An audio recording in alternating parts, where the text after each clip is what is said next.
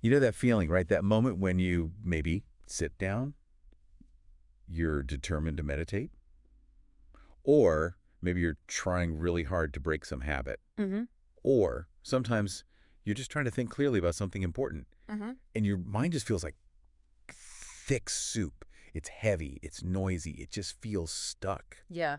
Intellectually, you want clarity, you want that lightness, right? Yeah. But the actual experience, it's like wading through something really dense inside your own head. Yeah. Progress feels almost impossible sometimes.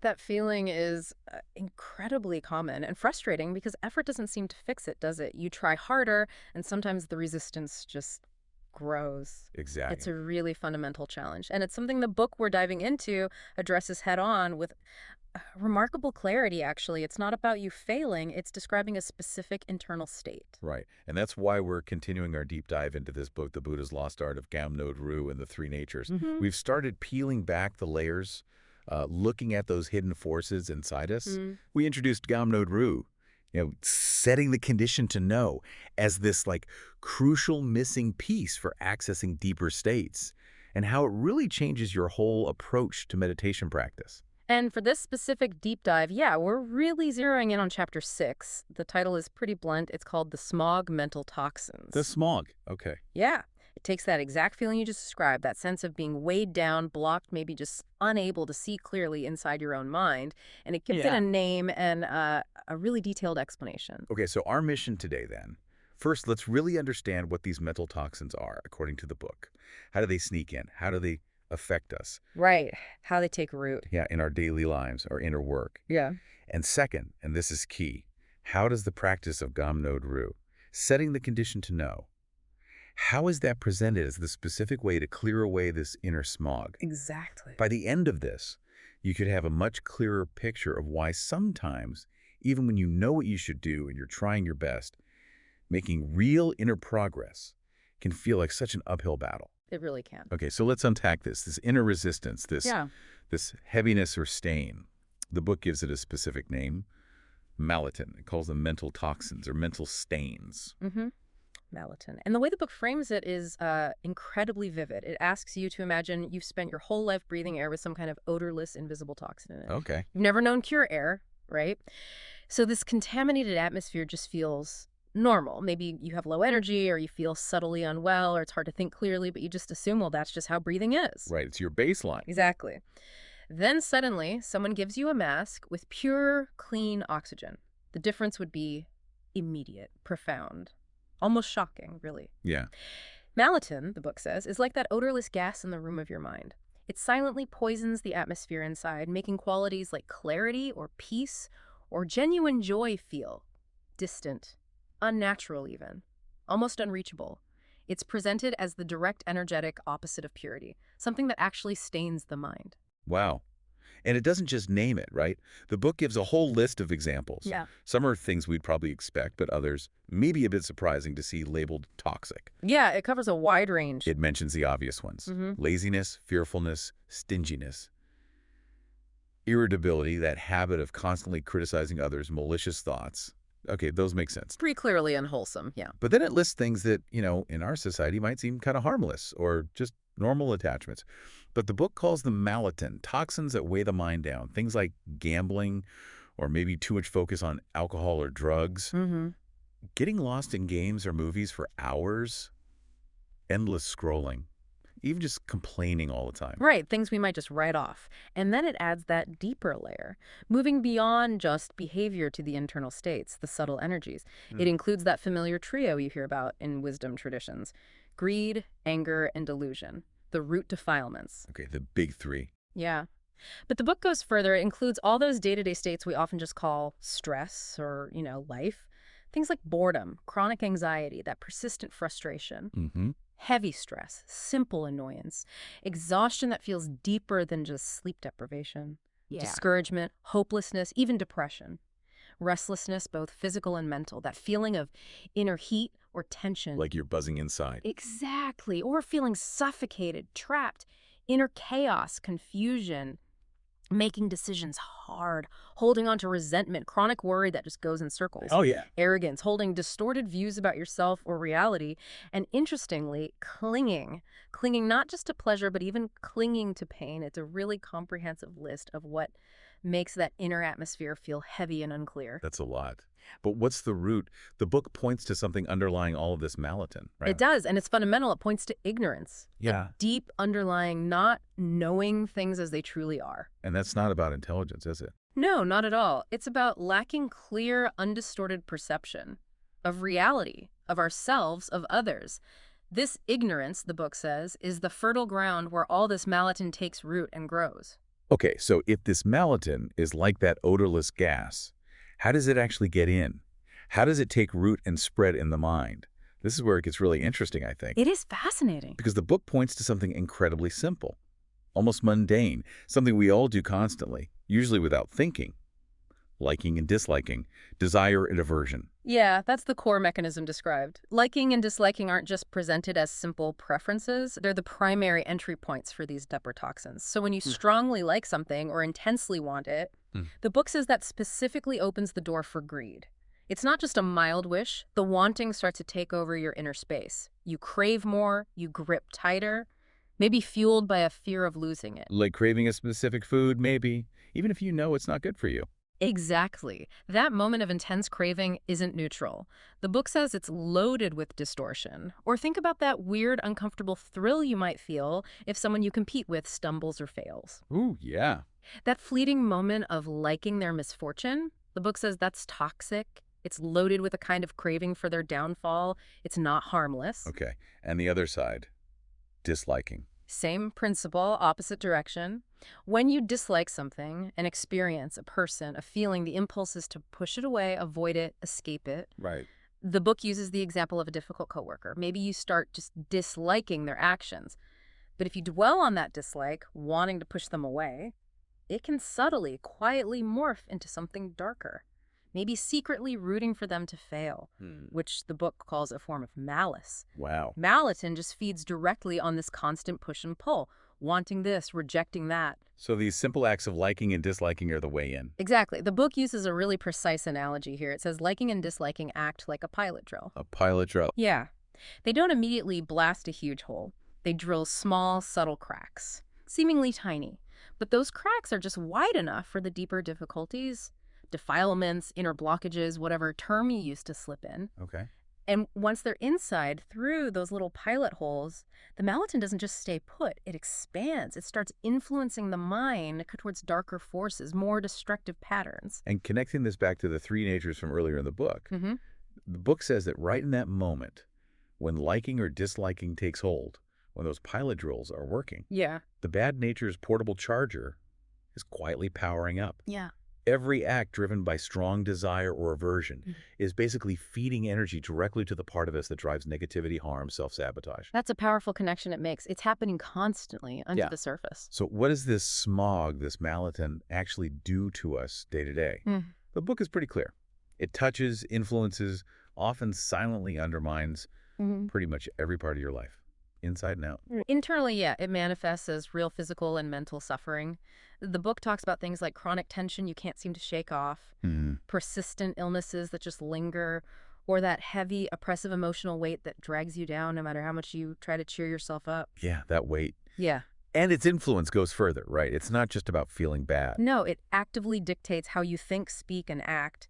It thickens that inner smog, clouds your clarity, making it incredibly hard for wisdom or real peace to even arise, let alone stick around. So it actively steers you away from doing what's right, even when you know you should. Exactly. It makes you feel reactive, restless, fundamentally anxious, trying to meditate, trying to find quiet.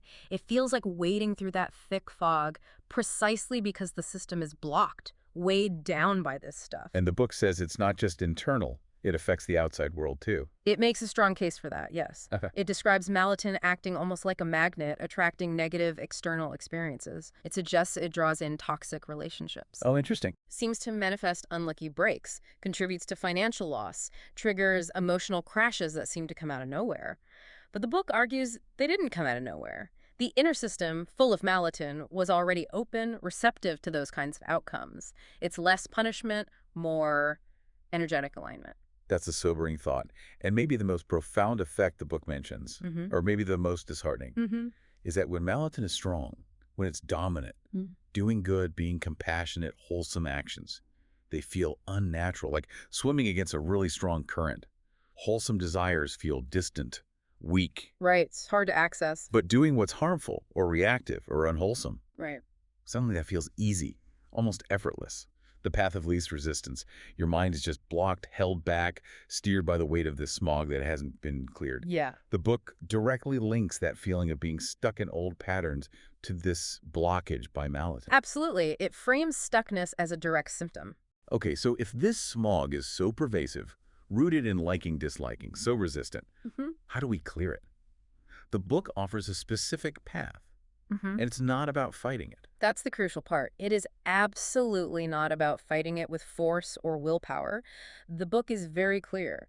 You don't clear mental toxins by wrestling them or trying to overpower them. That often just creates more agitation. Okay, that's counterintuitive to how we usually tackle problems, so what do you do? You clear them, you allow them to dissolve naturally by allowing stillness to arise. That's the key.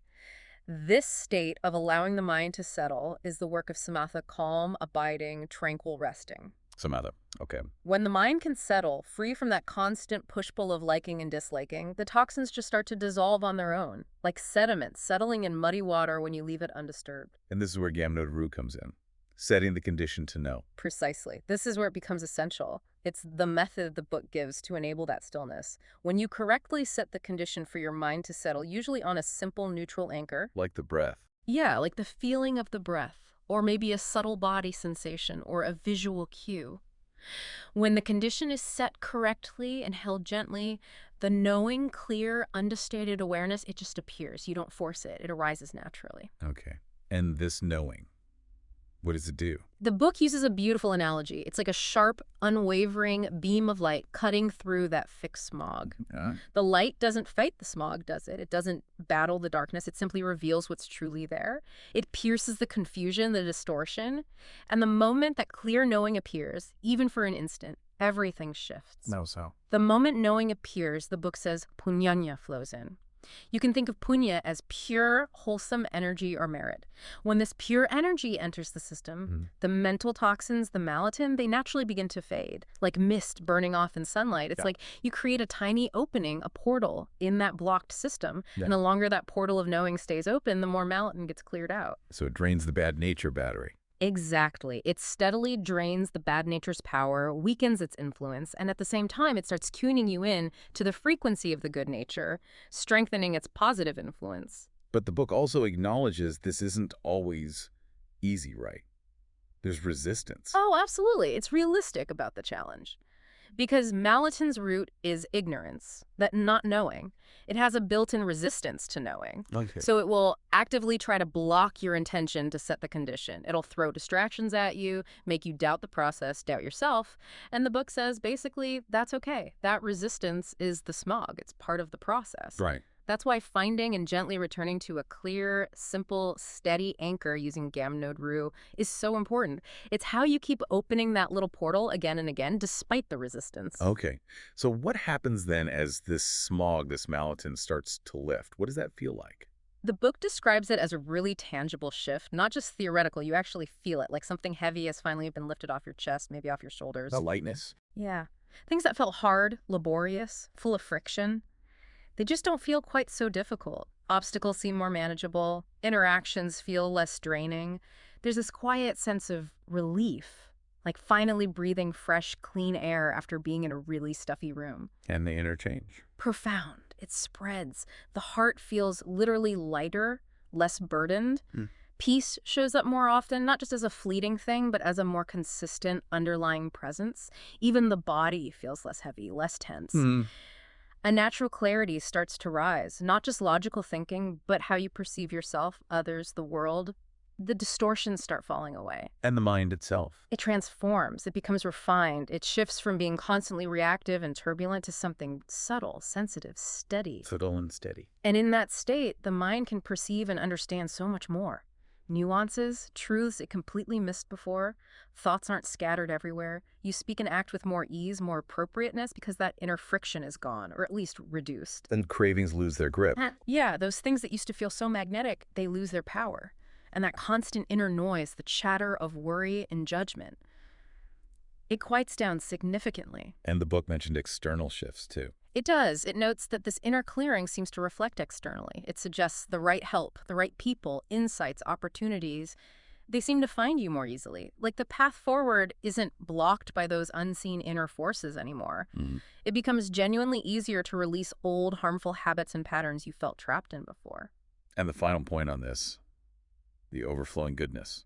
Yeah, the book's powerful concluding thought here is that as this inner goodness, cultivated by clearing the smog, grows strong, it naturally starts to overflow. You begin to uplift others, not by trying hard, but just by your presence, Yeah. by being who you are from that clearer, lighter space. Yeah. Okay, so quick recap of what we've covered from Chapter 6. Yeah. Look at how the mind gets clouded, weighed down, stained by Malatin, these mental toxins. And they're driven by that fundamental pattern of liking and disliking, desire and aversion. hmm And we learn the book's approach isn't about fighting the smog with willpower, which often just creates more friction. The key, it says, is allowing stillness to arise, samatha, which is actively enabled by correctly using Gaam-Node Ru, setting the condition to know, allowing that clear knowing to appear. Right. And it's that moment of knowing that lets the punya, the pure energy, flow in and naturally start clearing the system, Yeah. draining the bad nature's power, tuning us into the good nature. Yeah. This chapter really shows that feeling stuck or restless, anxious, heavy, it isn't necessarily some permanent flaw in you. It's often just a sign that this inner smog, Malatin, is active and needs addressing with this specific method. Understanding these toxins, how they work, and that there's a clear, non-combative way to start clearing them. It really sets the stage for what the book talks about next, doesn't it? It really does. It prepares us to see how our actions, depending on which nature is driving them, are constantly creating these blueprints, energetic templates for our future, and how clearing the smog and strengthening the good nature lets us actively step into becoming who we truly want to be, moment by moment. So our next deep dive will tackle those blueprints and that practical path towards transformation laid out in the book. Looking forward to that. For now, though, as you go about your day, maybe just pay a little extra attention. Notice the subtle ways liking and disliking pop up in your own mind, that little put towards, that little push away. Yeah. And maybe consider, what does the presence or even the occasional absence of that inner smog, that fogginess, that heaviness, that friction, what does it actually feel like in your own direct experience? Can you start to recognize its texture? And here's a final thought. Is it possible, just possible, that the quiet, subtle resistance you might feel when you simply try to know what's here right now without judging or interfering, could that resistance be the smog itself, resisting the very light that has the potential to clear it? Something to ponder. We'll leave you with that until our next deep dive.